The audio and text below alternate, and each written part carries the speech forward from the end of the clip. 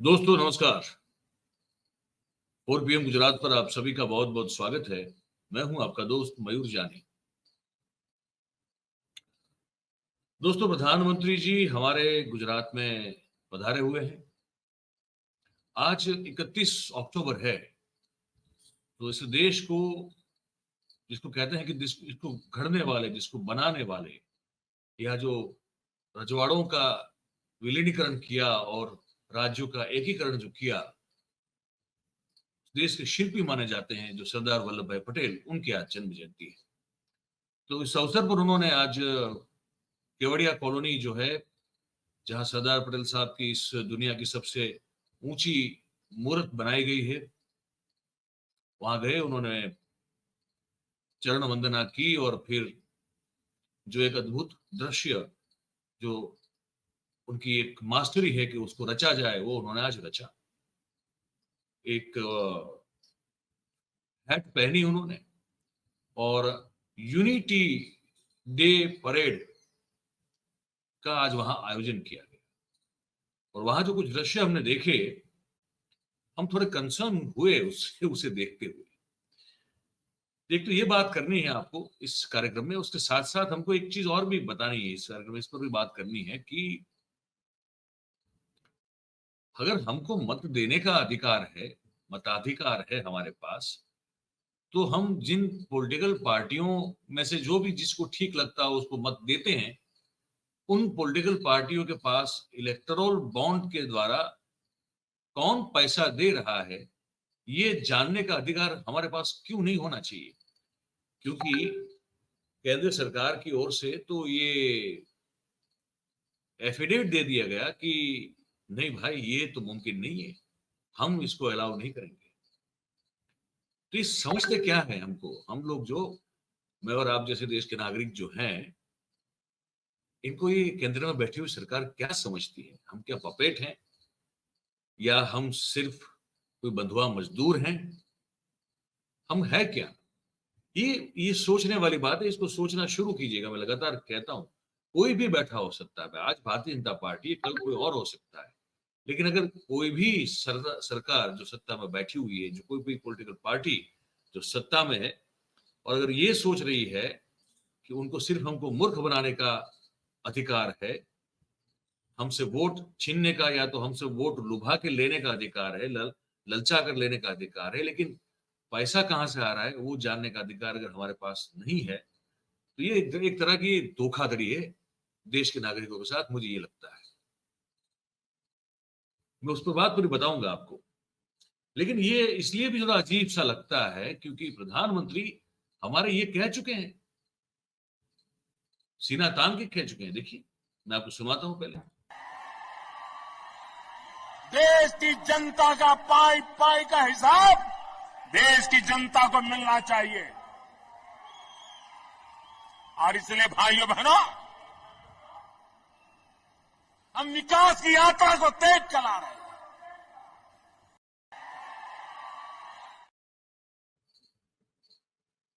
भाई, वो खुद कह रहे हैं हर एक चीज का हिसाब मिलना चाहिए। अब जो एफिडेविट है वो, उसका कुछ अंश मेरे पास है, मैं आपको पढ़ के सुनाता हूं। कहा है सरकार ने सुप्रीम कोर्ट में एफिडेविट दायर की, उस पर आज सुनवाई चल रही है, अभी भी चल रही है। जो याचिका करता है, एक से ज्यादा लोग हैं जो कि इस बात का विरोध कर रहे हैं, सरकार के इस स्टैंड का विरोध कर रहे हैं। उस पर हमारे जो चीफ जस्टिस साहब हैं, चंद्रचूड़ साहब, और उनके साथ और कुल मिला के कुछ 5 जजेस की जो बेंच है, उस बेंच के समक्ष आज दलीलें हो रही है। शाम तक पता नहीं उसमें आगे क्या, क्योंकि सुनवाई आज ही से शुरू हुई है। तो सुनवाई हो उससे पहले सरकार की ओर से जो अटॉर्नी जनरल है, उनका नाम है आर वेंकट रमणी, उन्होंने एक एफिडेविट फाइल की। उसमें कहा कि देश के नागरिकों को पॉलिटिकल पार्टीज को मिलने वाले दान का स्रोत जानने का कोई अधिकार नहीं है। ठीक है। उन्होंने जो है संविधान की एक अनुच्छेद को जो है वो वहां पे जिक्र किया, उल्लेख किया। कहा कि संविधान के अनुच्छेद 19 इन ब्रैकेट 1 इन ब्रैकेट ए के तहत नागरिकों को थोड़ा या संपूर्ण रूप से सामान्य जानकारी, मतलब कि थोड़ा या संपूर्ण रूप से वो सामान्य अधिकार नहीं है, जनरल राइट नहीं है कि ये कौन सी पॉलिटिकल पार्टी को कौन फंड दे रहा है। ठीक है, तो स्रोत नहीं बताएंगे हम आपको और आपके पास अधिकार नहीं, ये बड़ा साफ कह दिया। और सरकार का ये कहना है कि इलेक्टोरल बॉन्ड स्कीम जो है वो राजकीय, मतलब पॉलिटिकल राजनीतिक फंडिंग की संपूर्ण रूप से पारदर्शक पद्धति है। तो इस योजना के तहत जो योगदान करता होता है, जो उसमें जो दान करता है, उसको गुप्तता का भी अधिकार मिलता है और वो कर पात्र भी है। तो इसीलिए ये किसी भी प्रकार का कोई अपारदर्शिता वाला मामला नहीं है, पूर्णतः पारदर्शी है। इसलिए जो दान देता है पॉलिटिकल पार्टी को, उसका नाम पब्लिक करना ये बिल्कुल उचित नहीं है। अब ये कह दिया है, क्या करेंगे आप? ठीक है, आपको बता दें कि 2016 से 2022 के बीच में इस देश में इलेक्टोरल बॉन्ड के जरिए अनुदान पाने वाली जो सबसे बड़ी जो पार्टी है वो भारतीय जनता पार्टी है। 5,272 करोड़ रुपया जो है उसको मिला हुआ है। किसने दिया? कॉर्पोरेट्स ने दिया, बड़े बड़े उद्योगपतियों ने दिया, या हमारे आपके जैसे छोटे छोटे लोगों ने 50, 100 रुपया, 1000, 2000, 5000, 10 रुपया दिया? कैसे हुआ ये 5,272 करोड़? हमको कभी पता नहीं चलेगा। अगर सुप्रीम कोर्ट आदेश देती है तो अलग बात है, अदरवाइज सरकार की चली तो हमको पता नहीं चलेगा। और उसी 6 साल के दौरान कांग्रेस को जो है वो 952 करोड़ रुपए मिले हैं। और कांग्रेस समेत बाकी सभी पार्टियों को मिला के अगर देखा जाए तो 1,784 करोड़ मिले, सब मिला के।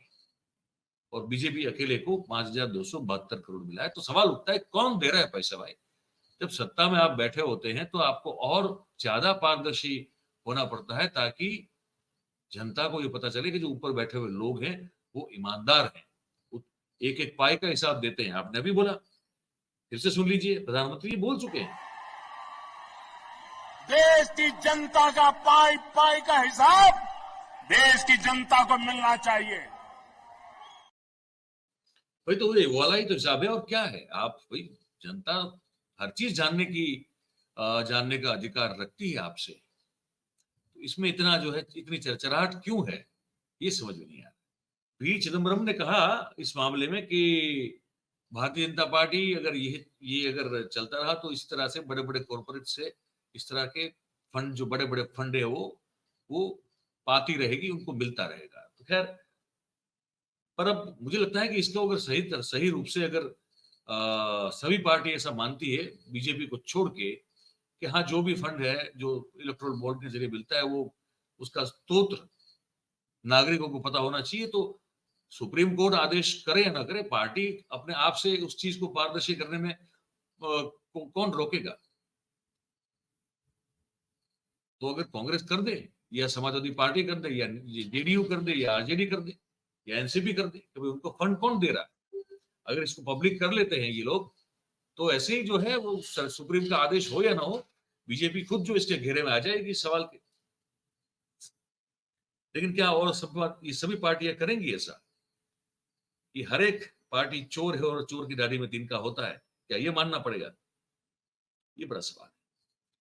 एक चीज और आपको बतानी थी, आपने एक वो प्रख्यात जेस्चर देखा होगा, वो जिसमें हेल हिटलर कहा जाता है। वो हिटलर जो है अपना हाथ जो है जो है वो लंबा आगे करता है, और उसके बाद फिर वो कुछ ओथ टेकिंग होती है, उससे होता है।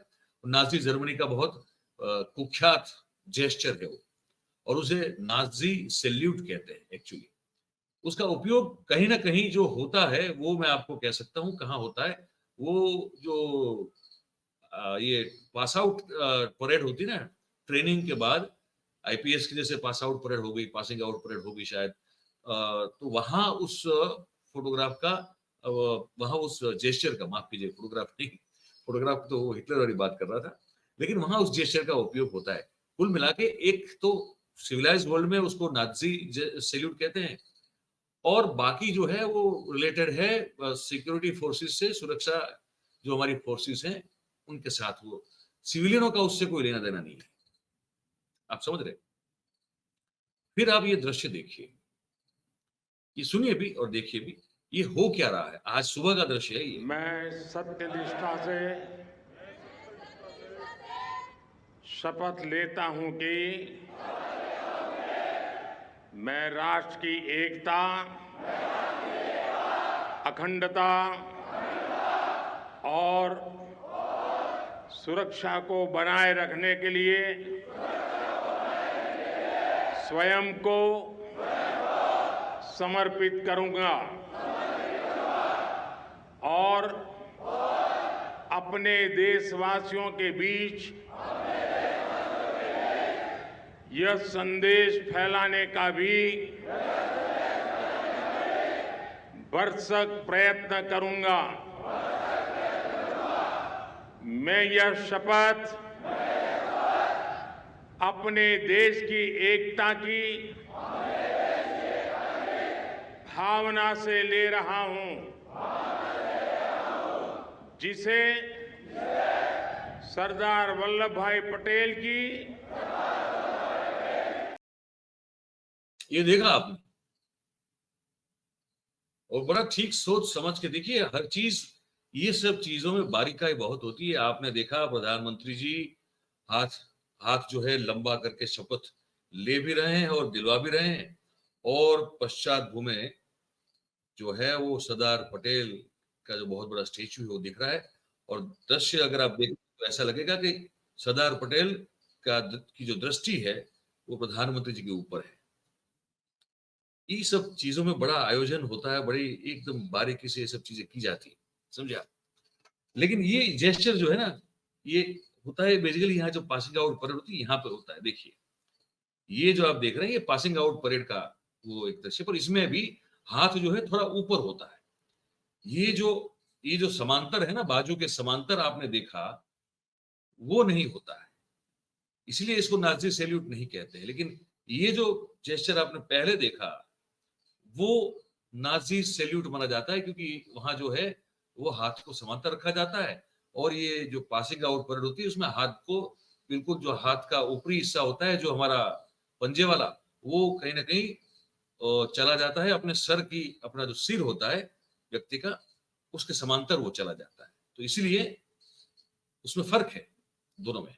अब ये फिर हमको जो है ना ये दृश्य कैसे भी लगा कि हम इस पर भी एक बार बात करें। अब इसमें देखिए क्या फर्क लग रहा है आपको, ये जो हाथ का जेस्चर है उसमें आपको कोई फर्क लग रहा है क्या? हमको तो नहीं लग रहा है, लेकिन अगर आपको लग रहा हो तो भी बताइएगा, नहीं लग रहा हो तब भी बताइएगा। ऐसे बहुत सारे पुराने वीडियोस भी पड़े हैं जिसको आप देख सकते हैं कभी भी। तो ये लोकतंत्र की बात करता हुआ पूरा एक जो तंत्र है प्रशासनिक और उनके जो मुखिया हैं, बात तो कर रहे हैं लोकतंत्र की, लेकिन उनके जो जेस्चर है, उनकी जो कहीं ना कहीं करनी भी है अंग भंगिमा और उनकी करनी, वो लोकतंत्र से बिल्कुल अलग दिखाई दे रही है। तो ये बड़ा कंसर्न वाला मामला हमारे मन में आया, एक चिंतन हुआ मन में, तो कहा कि आप तक वो पहुंचा दे। अब आपने ये कार्यक्रम देखा, आप क्या सोच रहे हैं इस प्रस्तुति को लेकर, लिख के हमको जरूर से आप कमेंट बॉक्स में बताइएगा। बात अगर आपको हमारी अच्छी, सही और सच्ची लग रही हो तो फिर इस वीडियो को लाइक कीजिएगा, इस वीडियो की लिंक को शेयर कीजिए हो सके उतना, और हमारी जो चैनल है 4 PM गुजरात उसको भी आप सब्सक्राइब करें और अपने आसपास के लोगों से करवाएं। यही बस एक अपील है छोटी सी। बहुत बहुत धन्यवाद करते हैं आप सभी का जो इस कार्यक्रम में हमारे साथ जुड़े। Thank you very much. नमस्कार।